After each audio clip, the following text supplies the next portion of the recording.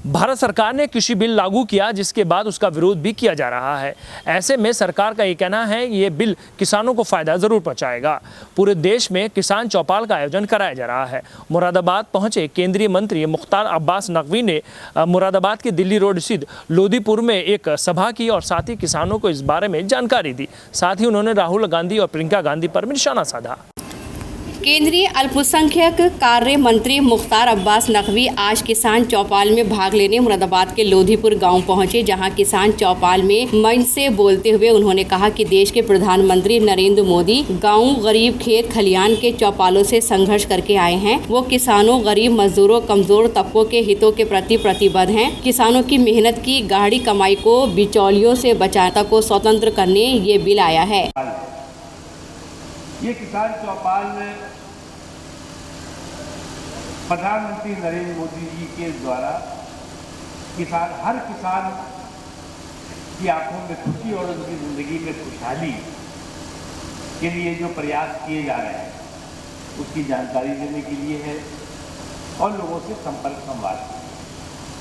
जैसा कि अभी चंदू जी ने कहा कि जब प्रधानमंत्री जी ने 2014 में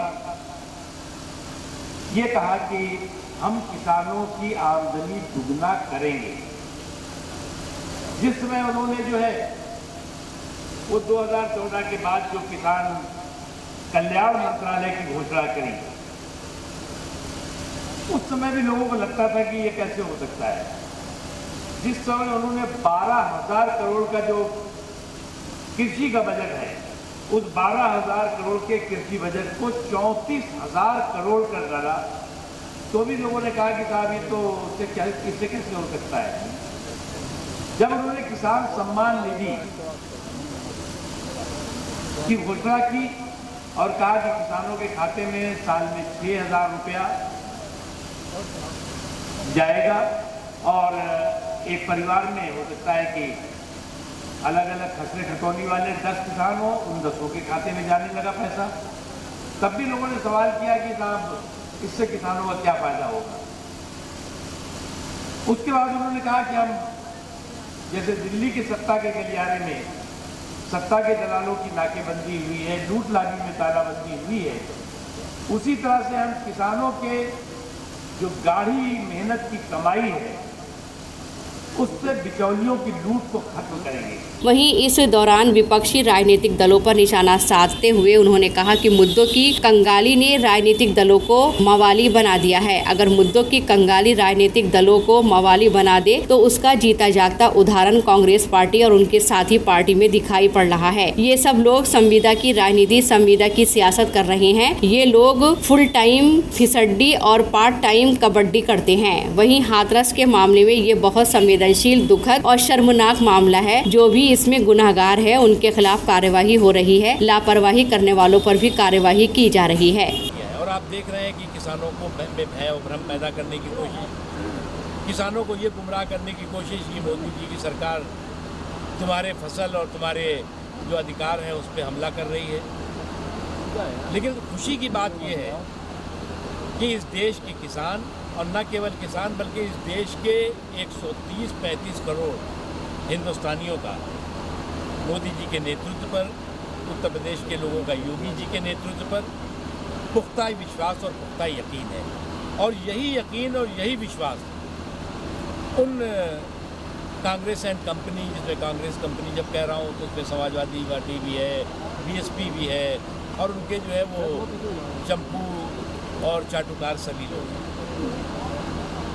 वो इस बात को अच्छी तरह महसूस कर रहे हैं। इसलिए बौखलाहट और हताशा और निराशा है। किसानों के अधिकार और किसानों के हित मोदी जी की सरकार में, उत्तर प्रदेश में योगी साहब की सरकार में 100% सुरक्षित है।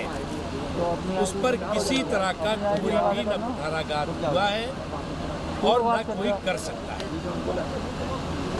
मुझे उसके अलावा मैंने और चीज़ें कही हैं, उसके आपको मैंने कुछ रिलीज दी है।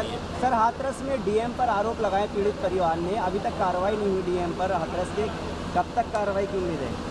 देखिए, हाथरस के मामले में बहुत एक संवेदनशील मामला है, दुखद मामला है, दुर्भाग्यपूर्ण मामला है, शर्मनाक है। और जो भी इसमें गुनाहगार है उसके खिलाफ कार्रवाई हो रही है। अब जो भी गुनाहगार की बात मैं जब कह रहा हूँ तो आपने सरकार की तरफ से देखा होगा कि जो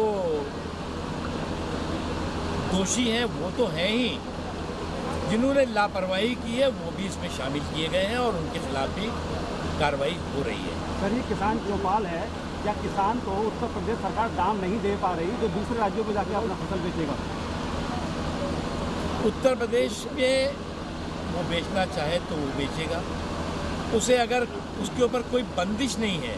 आप मैंने जो कहा ना कि जैसे कि आपको इस मोबाइल का ये जो है वो सस्ता जो है वो जो मुरादाबाद में से ज़्यादा जो है वो दिल्ली में मिलेगा, तो आप वहाँ से लोगे कि यहाँ से लोगे? सर तो ट्रैवलिंग अलाउंस को पड़ेगा ना, ट्रैवलिंग अलाउंस के बाद की बात कर रहा हूँ सर जो किसान अरे भैया सुन तो लो यार, ट्रैवलिंग अलाउंस के बाद की बात कर रहे हैं कि ट्रैवलिंग के बाद भी आपको सस्ता पड़ रहा है तब।